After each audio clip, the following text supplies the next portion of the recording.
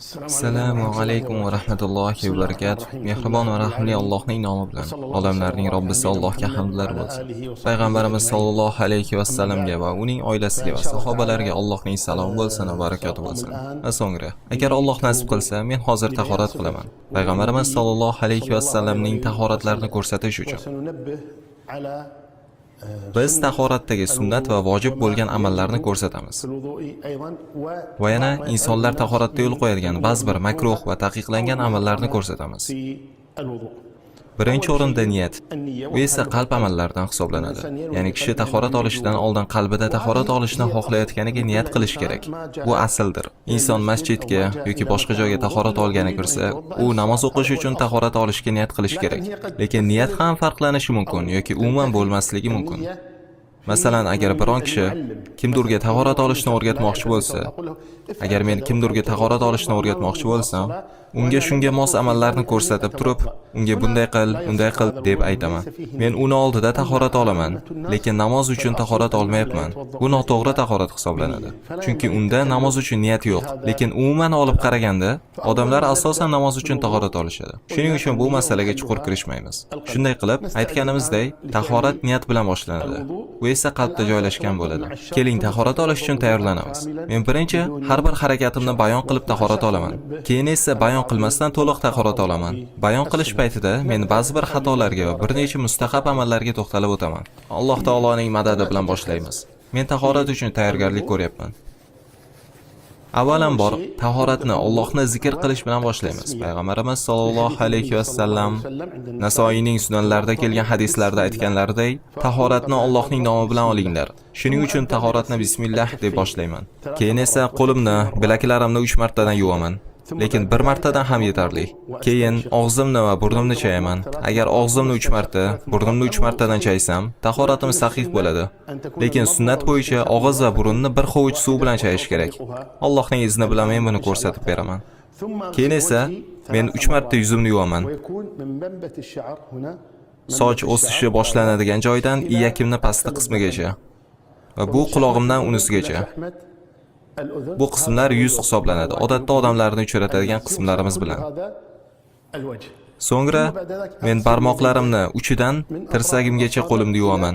Barmoqlarni ham tirsakni ham yuvish zarur. Ba'zi odamlar qo'lni bilagidan yuvishni boshlab xato qilishadi.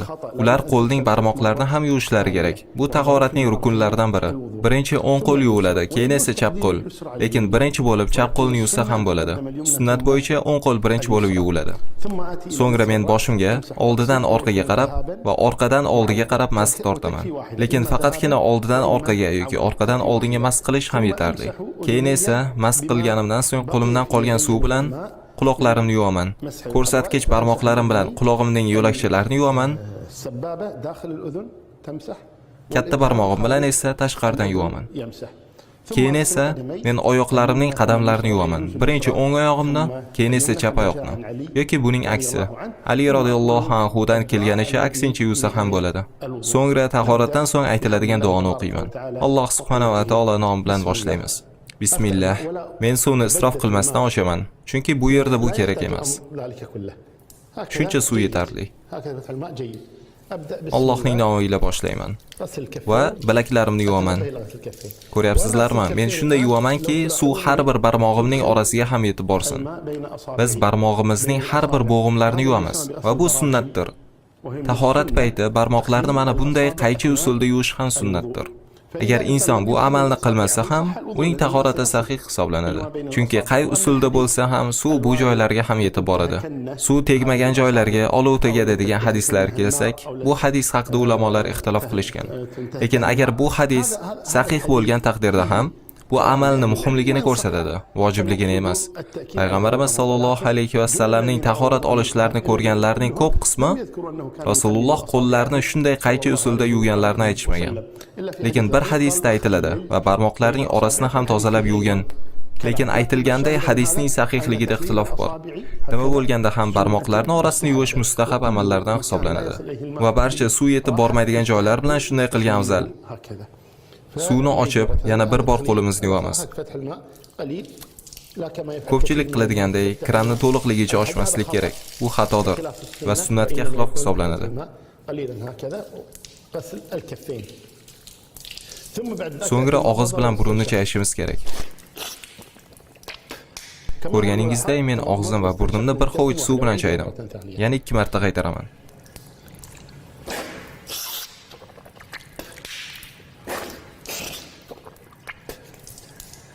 Men o'ng qo'limga suv oldim va bir qismini og'zimga oldim va bir qismini esa burnimga.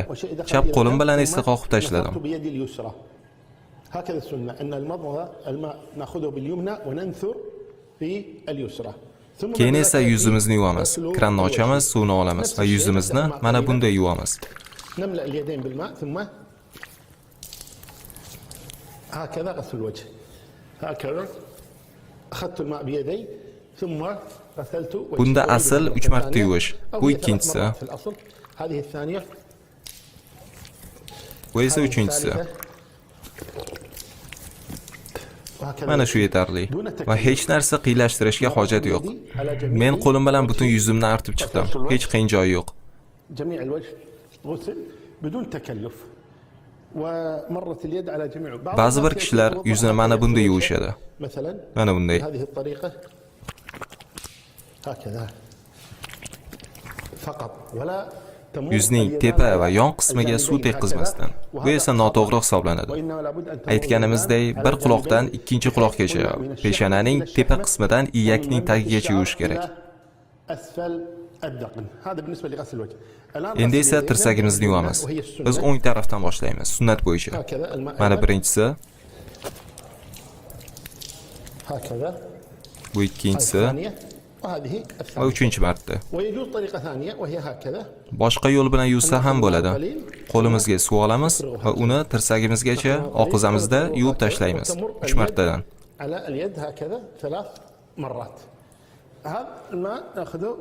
Bu qo'lingizni tirsagigacha degan oyatga tushadi.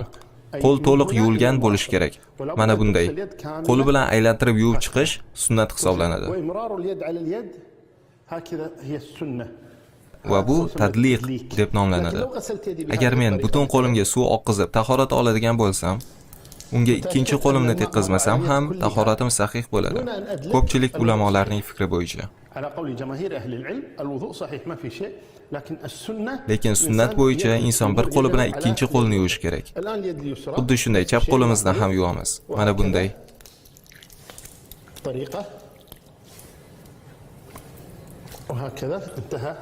Shunday qilib biz badanimizning bu qismini yuvishni tugatdik. Endi esa boshimizga mas tortishimiz kerak. Qo'limizga suv olamizda uni to'kib tashlaymiz va boshimizning oldi qismidan orqaga qarab mas tortamiz. Keyin esa bu harakatning aksini qilamiz. Men qo'llarim namligicha qoldi va shu qo'llarim bilan quloqimni artaman. Ko'rsatkich barmog'im bilan quloqimni ichidan tozalayman. Mana bunday. Va katta barmog'im bilan tashqarisidan tozalayman. Va faqatgina ko'rsatkich barmoq bilan ichini ham tashqarisidan ham artsa bo'ladi. Lekin quloqning ichki qismi ko'rsatkich barmoq bilan yuvish afzalroq hisoblanadi. Tashqari esa katta barmoq bilan. Keyin esa oyog'imizni yuvamiz. Men yana biroz suv ochaman va oyog'imni yuvishni boshlayman. Barmoqlarning orasidan ham qo'shib yuvaman. Shunday o'ng oyog'imni yuvishni tugataman. Agar biror kimsa tahorat olayotgan kishiga choynakdan suv quyib turgan bo'lsa, oyoqni 3 marta alohida yuvish kerak va har safar oyoqni to'liqligicha yuvamiz. Mana bunday.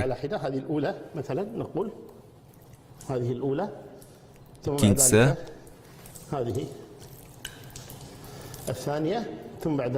Keyin yana suvni yoqib 3-marta. Xuddi shunday chap oyog'imizni ham yuvamiz. Har safar barmoqlarni orasini ham yaxshilab yuvamiz. Biz oyog'imizni 3 marta yuvishimiz kerak. Mana bunday.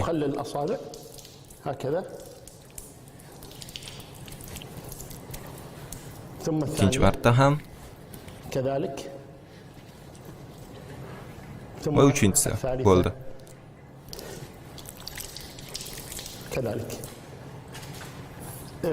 Faqatgina soqol masalasi qoldi.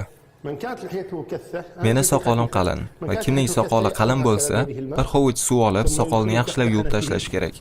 Qalin soqoldan suv yuzning terisigacha yetib bormagan bo'lishi mumkin. اللحية بهذه الطريقة. Hozir men boshdan to'liq tahorat olaman. Boshidan oxirigacha من الأول إلى النهاية بالطريقة التي Usmon ibn Affon radhiyallohu anhuning ikki sahihlarda kelgan hadislarga asosan. Allohning nomi bilan. بسم الله.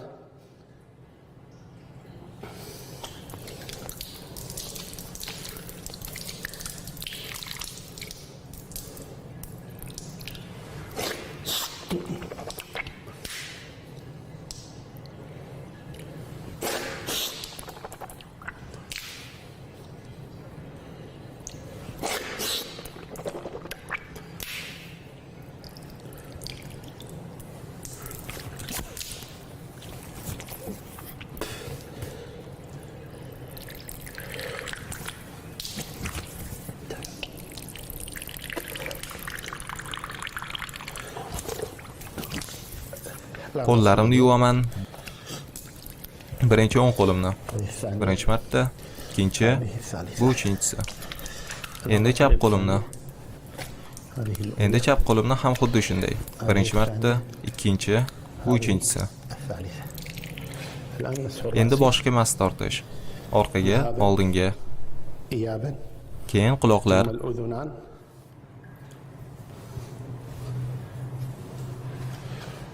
endi oyoqlarni yuvaman. هذه الأولى Birinchi marta, ikkinchi marta va هذه uchinchisi. الثالثة.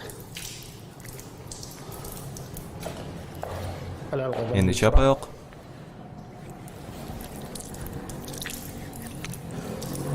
birinchi marta, ikkinchi marta va uchinchisi.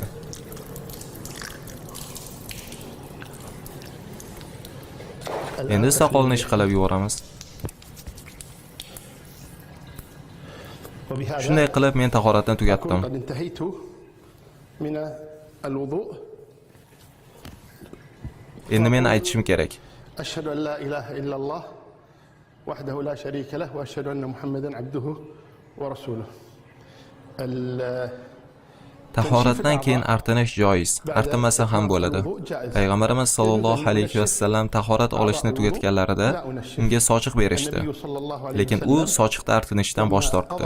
Suv o'zi oqib qurishini afzal deb bildi. أعطي المناديل فردها صلى الله عليه وسلم يقبلها.